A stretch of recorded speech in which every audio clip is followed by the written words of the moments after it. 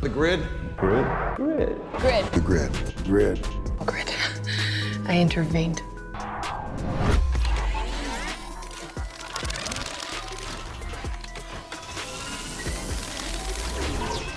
Disney secretly made a Tron sequel, but most fans have never seen it. Tron isn't just the 1982 classic or the 2010 legacy. There's a hidden continuation locked behind a paywall, teasing a story fans never got to experience. And it's wild. And here's where it all began.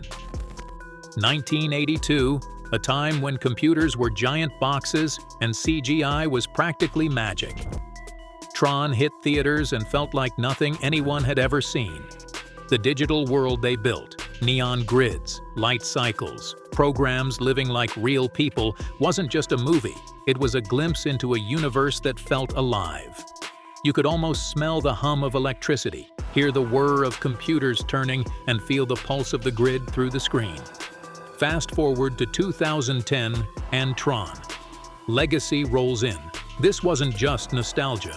It was a full-blown visual symphony. A new generation got to meet Sam Flynn, his pulse-pounding adventures on the grid, and the way the movie married music, light, and story, it hit differently. For anyone who grew up wondering what the digital world really looked like, Legacy was the answer.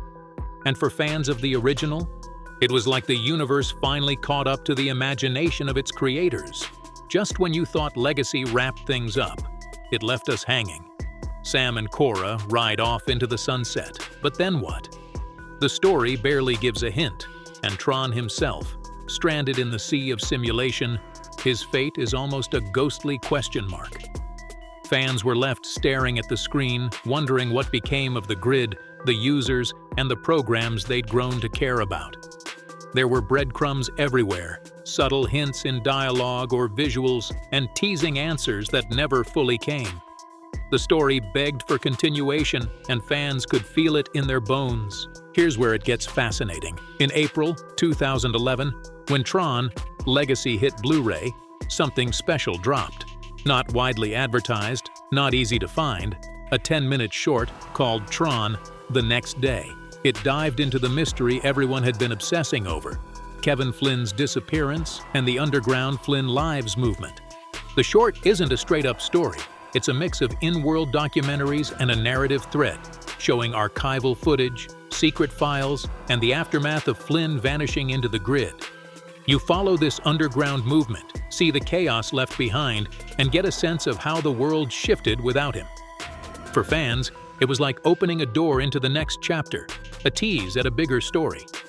It's clever and layered, and gives the grid a living, breathing feel that Legacy only hinted at. And here's where it all unfolds. The short kicks off with a hooded figure tearing through an underground bunker, papers flying, tech humming, and chaos everywhere. At first, you don't know who he is, just someone desperate, meticulous, and driven. Slowly, the pieces fall into place. It's Zack Attack, a user tied to the Flynn Lives movement. And then the reveal hits. Zack Attack is actually Roy Kleinberg, the familiar face from the original '82 film. Fans felt that tingle, a bridge between generations of Tron.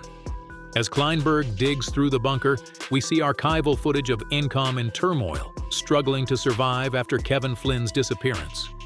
You get this layered view of the aftermath, the corporate mess, the power vacuum, and the impact on the digital world. Then Alan Bradley re-enters, steady and commanding, bringing Kleinberg back into the fold. And Sam Flynn? He finally steps up, takes his place as CEO, and shoulders the weight of both the company and the movement. The short ends on a tease. Flynn Lives isn't just a rebellion. It's becoming part of Incom itself. It's a clear setup for a third film, leaving fans hungry for what comes next. And this is why it matters. The Next Day isn't just a gimmick. It's the first true continuation after Legacy. It connects the dots between the original 1982 characters like Roy and Tron and the new generation, giving the grid a living, evolving history.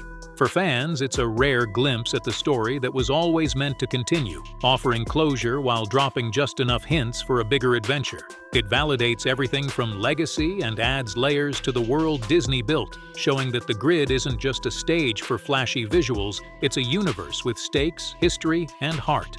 But here's the kicker. The next day wasn't just hidden, it was locked behind a Blu-ray. Only fans who purchased the 2011 Tron Legacy Blu-ray got access. If you grabbed the DVD, you were out of luck.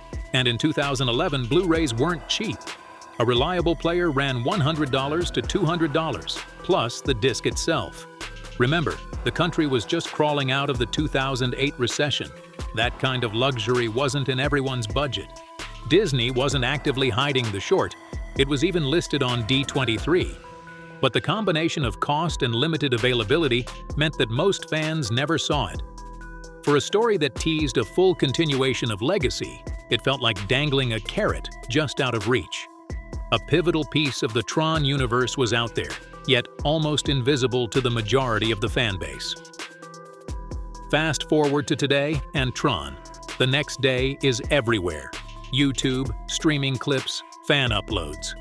What was once rare and exclusive is now at everyone's fingertips, showing just how much accessibility and fan engagement have changed in the last decade. And here's the frustrating part. This isn't the first time Tron got shortchanged. Take Tron. Uprising, the TV series. It had strong visuals, clever writing, and even Elijah Wood lending his voice. But Disney buried it. The marketing was poor, the show got shoved into low viewership time slots, and nobody seemed to know about it. Its mature, complex storytelling clashed with Disney XD's usual kid-focused content, leaving the very audience who could appreciate it completely out of the loop. Then there's the bigger picture. Disney's priorities shifted. Lucasfilm and Star Wars suddenly became the crown jewels, and Tron got sidelined. Despite having passionate fans and a rich, evolving world, Tron projects have often been given little time or resources to breathe. The result?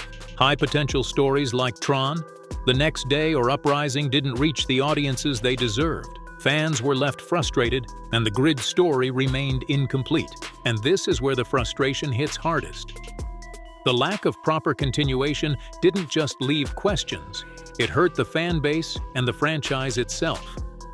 Tron has never been a blockbuster in the traditional sense, but its cultural impact runs deep.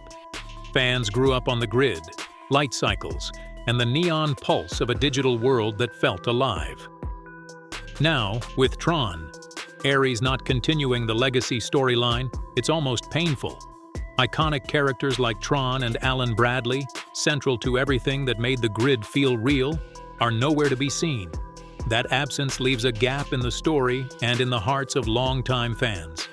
It's like the universe exists, but the soul of it is missing.